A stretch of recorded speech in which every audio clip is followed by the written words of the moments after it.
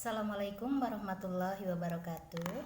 Hari ini hari Senin tanggal 19 Mei 2025.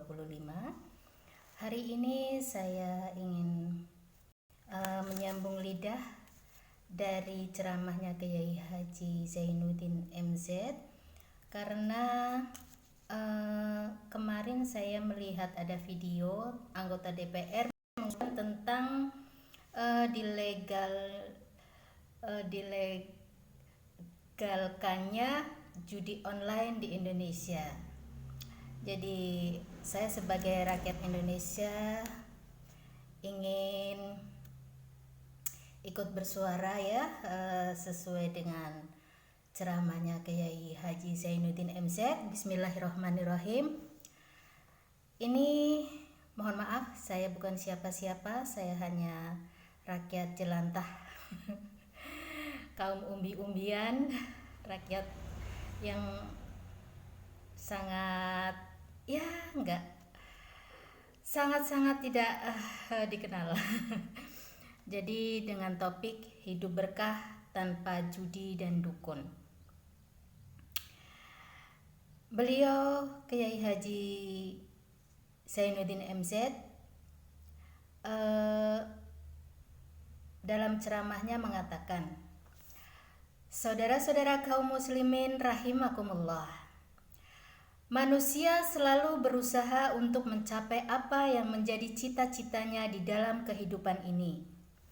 Segala daya dan dana, seluruh waktu dan tenaga, segenap kemampuan dan kekuatan dikerahkan untuk mencapai apa yang dicita-citakan. Ada orang yang di dalam berusaha mencapai cita-citanya tetap berpegang teguh kepada kaidah dan norma-norma yang harus dipatuhinya. Baik itu norma-norma kehidupan, bermasyarakat, berbangsa, dan bernegara. Lebih-lebih lagi menyangkut norma-norma kehidupan beragama. Artinya, di dalam mencapai cita-citanya, dia tetap menghormati dan mentaati halal haram, mengenal hak dan batil, tahu mana yang boleh dan mana yang tidak boleh. Tetapi di lain pihak, tidak jarang, bahkan banyak sekali orang-orang yang di dalam usaha mencapai cita-citanya terjebak di dalam prinsip menghalalkan segala cara untuk mencapai suatu tujuan. Tidak ada lagi kaidah-kaidah dan norma-norma yang harus ditaatinya. Ia tidak peduli dengan halal dan haram. Ia tidak kenal hak dan batil. Ia tidak tahu mana yang boleh dan mana yang tidak boleh. Segala cara dilaksanakan asal tujuan tercapai. Maka lahirlah orang-orang yang mengambil jalan pintas, potong kompas, dalam usaha mencapai apa yang menjadi cita-cita dan tujuan dalam hidupnya. Begitulah kita lihat dalam kehidupan ini, yang di bawah ingin cepat naik ke atas, sementara yang di atas bertahan tidak mau turun dari tahta dan singgasananya. Maka terjadilah benturan-benturan nilai dan kepentingan. Terbentuklah klik, klaim, grup, dan sindikat-sindikat yang menyerupai mafia, di mana nilai objektivitas sudah sangat sulit kita temukan. Yang celakanya, lahirlah budaya jilat-menjilat, upeti, dan lain sebagainya, asal tujuan bisa tercapai. Sementara itu yang miskin ingin cepat menjadi kaya, sedang yang kaya ingin menjadi lebih kaya lagi. Kalau boleh tidak hanya sekedar dia saja yang kaya, anaknya harus kaya, cucunya tidak boleh miskin dan kere. Bahkan cucu daripada cucunya pun harus jadi orang kaya. Ini keinginan yang wajar. Setiap orang tua tentu tidak ingin meninggalkan anak cucunya dalam keadaan miskin dan terlunta-lunta, yang tidak wajar kalau keinginan itu membuat orang lalu menghalalkan segala macam cara, menyalahgunakan fasilitas yang dimilikinya, apalagi kalau ia berada dalam satu posisi di mana seharusnya dia memberikan contoh dan keteladanan.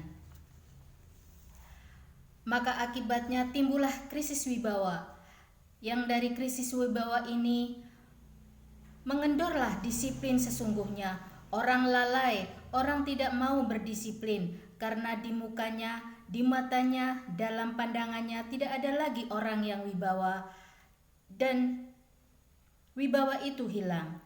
Oleh karena orang merasa tidak ada keteladanan yang patut dijadikan contoh dalam kehidupannya, inilah sesuatu yang kurang dirasakan di zaman kita sekarang ini.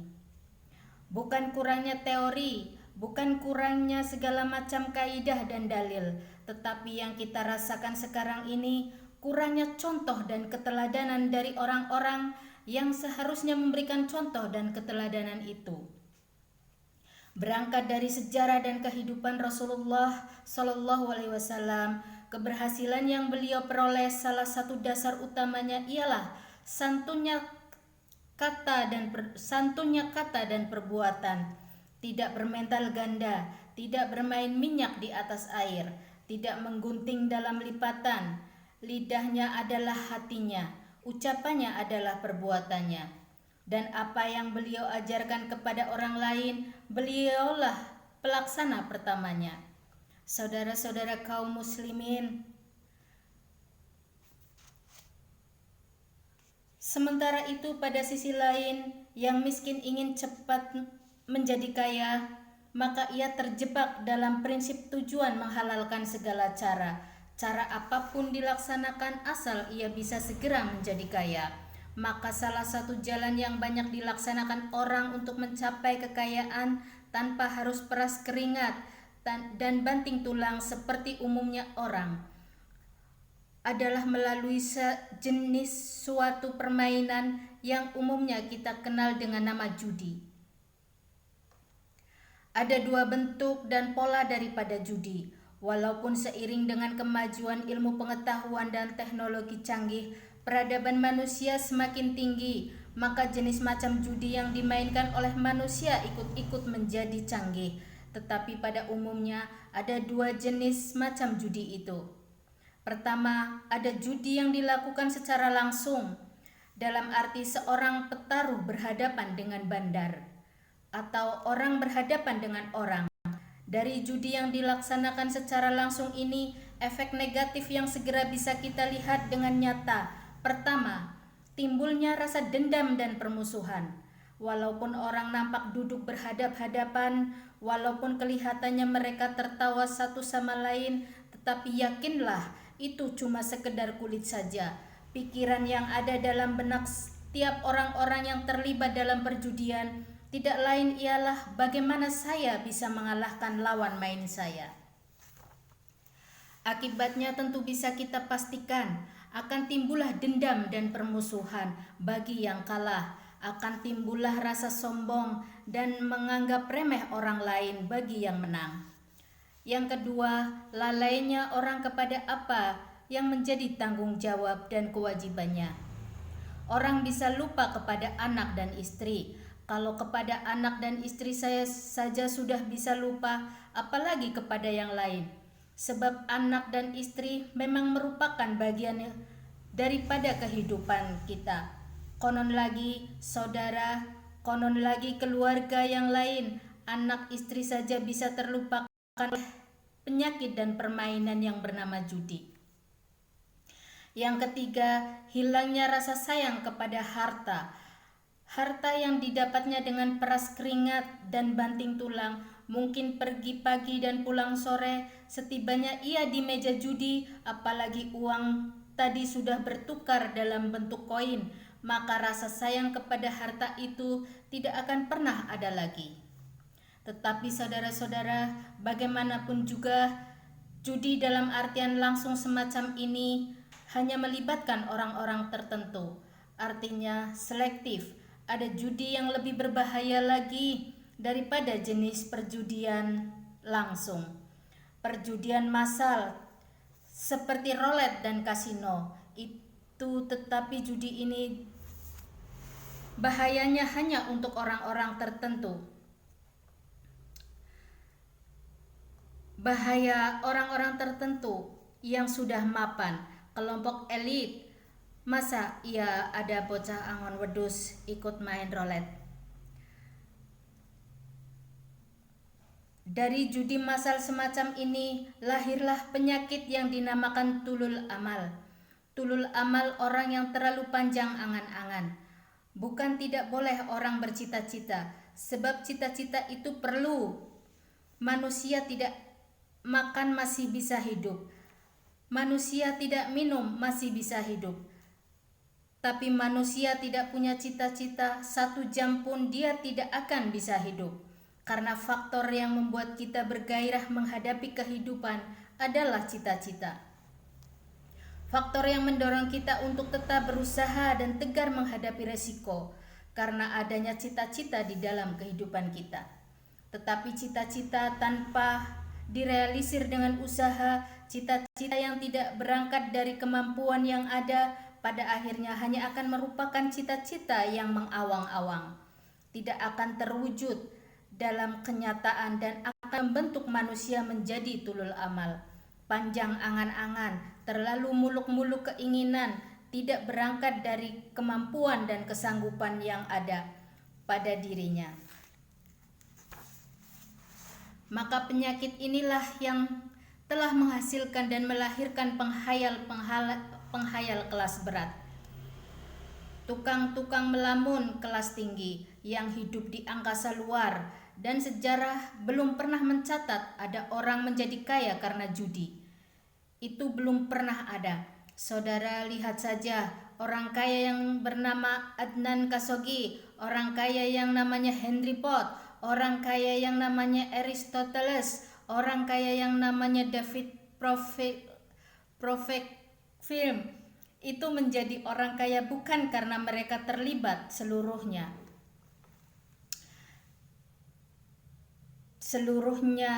tapi karena kerja keras, peras keringat, banting tulang, dan itu dimulai sejak mereka masih remaja. Sehingga ada pepatah mengatakan, money a great man start as the newspaper boy. Banyak orang besar yang mulai pekerjaannya dengan menjual koran. Artinya berangkat dari A, banyak pengusaha mobil yang memulai pekerjaannya dari tukang cuci mobil, tapi lalu bertahap dan tegar menghadapi kenyataan, sehingga proses demi proses ia hadapi dengan tegar, dengan tabah, dengan sabar, dengan ulet, sampai kepada titik paling atas, membuahkan hasil. Kita ingin pintas, kayaknya mau, usahanya tidak mau, senangnya mau, peras keringatnya tidak mau. Ini tentunya akan melahirkan kontradiksi di dalam kehidupan. Maka dari jenis perjudian massal semacam ini lahirlah penyakit tulul amal, panjang angan-angan, terlalu muluk-muluk cita-cita. Bayangkan saja kalau ini terjadi secara massal, menimpa nasib rakyat kita di pedesaan yang jauh dari keramaian. Tiap hari mereka dininabobokan oleh gambaran tentang akan diperolehnya uang dalam jumlah yang besar. Dengan angka 0 yang berentet-rentet, tiap hari mereka melihat angka-angka itu dengan khayalan untuk mendapatkan kemenangan dari judi. Lambat laun akan terseret dalam arus tulul amal, panjang angan-angan dan muluk-muluk cita-cita hanya dengan mengandalkan meja perjudian. Akibatnya timbul penyakit yang ketiga, yaitu malas untuk berusaha. Orang kalau sudah terlalu asik berkhayal, menghitung bintang di langit, malas berusaha, kalau ada temannya bekerja jadi buruh kasar, bawa hasil yang merupakan hasil jerih payah, peras keringat, yang kira-kira 1 minggu hanya bergaji puluhan ribu, dia akan mengetawakan.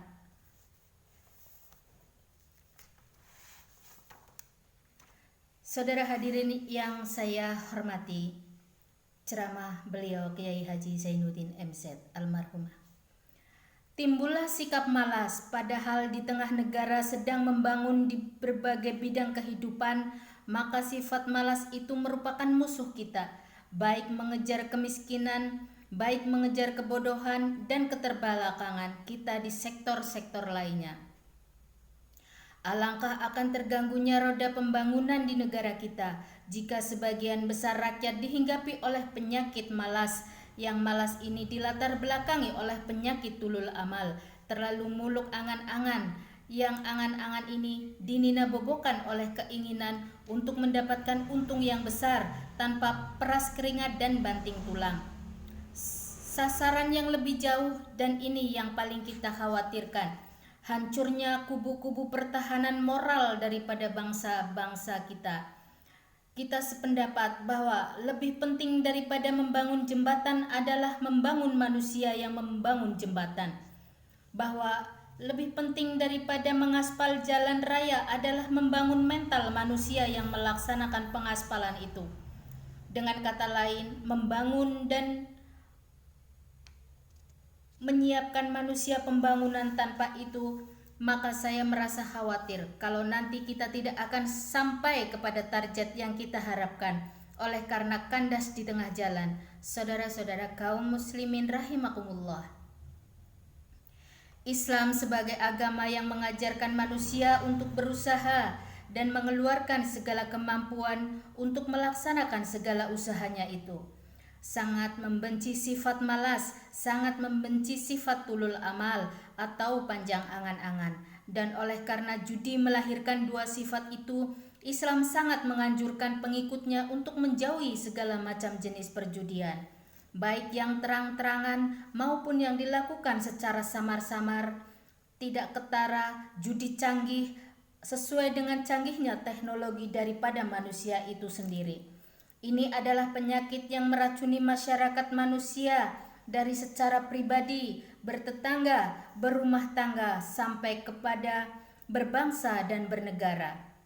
Dan kasus-kasus yang timbul sudah cukup banyak yang tidak mungkin lagi kita katakan hanya sekedar bersifat kasistris, bersifat kasus-kasus kecil saja. Sebelum melihat naik ke permukaan, marilah kita memberikan benteng untuk masing-masing pribadi muslim memelihara dan menjaga terseret dalam permainan yang bernama judi, apapun bentuknya, bagaimanapun cara dan ragamnya. Karena jelas bahayanya lebih besar daripada manfaatnya.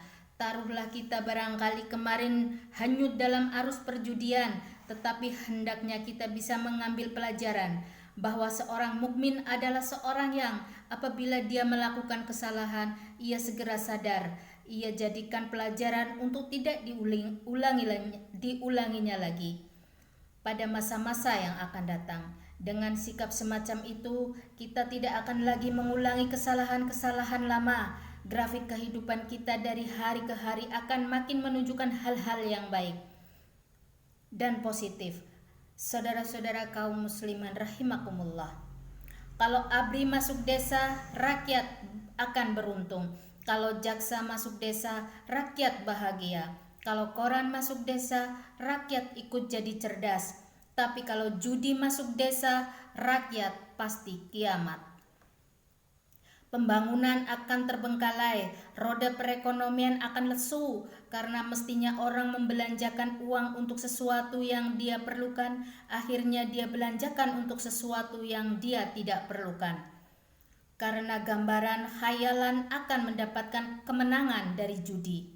Padahal istilah orang-orang tua dulu, lebih baik makan singkong betulan daripada makan roti ngimpi. Artinya uang yang 1.000, 20.000 itu lebih baik dibelikan beras, dimasak, dimakan anak dan istri, terasa nikmat dan halalnya, ketimbang beli kertas lalu melamun, menghayal, menghitung angka-angka kosong yang bukan-bukan. Itu kertas dibolak hadap kulon, hadap bolak-balik putar-putar, akhirnya kepalanya ikut muter-muter pusing sendiri. Masih belum puas kertas dilihat sampai kepala muter-muter, orang gila ditanyain. Sudah tahu dirinya waras, orang gila yang ditanya. Masih belum puas nanya orang gila, bisa tidur di kuburan. Ya Allahu Akbar. Padahal di rumahnya tempat tidurnya empuk, anget, nggak ada nyamuk. Kuburan loh, tidur di kuburan. Dampak-dampak negatif yang semacam ini pada gilirannya mau tidak mau akan menyeberang pada garis akidah, membahayakan dan mengancam nilai-nilai tauhid yang kita miliki. Udah kertas dibolak-balik, nggak puas, orang gila ditanyain, orang gila ditanya belum marem, tidur di kuburan, barangkali ada bisikan sama orang gila. Saudara hadirin yang dimuliakan oleh Allah Subhanahu wa taala. Memang walaupun wahyu sudah berhenti, tapi Allah masih memberikan ilham kepada hamba-hambanya yang dikehendakinya. Tetapi ilham itu bentuknya positif. Kalau saudara pagi-pagi berniat, tahu-tahu datang pikiran nanti malam mau ngaji, itu namanya ilham. Kalau saudara sedang merenung, tahu-tahu datang pikiran mau beli nomor, itu namanya bukan ilham, tapi itu bisikan setan. Demikian sambungan lidah dari ceramahnya Kiai Zainuddin MZ. Mudah-mudahan bermanfaat. Saya pribadi sebagai rakyat Indonesia tidak rela, tidak ingin adanya judi dilegalkan di negara kita, karena bahayanya sangat besar sekali buat bangsa kita sendiri. Buat teman-teman saudara-saudara aku, jika ada kata-kata saya yang tidak dikehendaki atau mungkin salah dalam perkataannya, saya mohon maaf. Wassalamualaikum warahmatullahi wabarakatuh.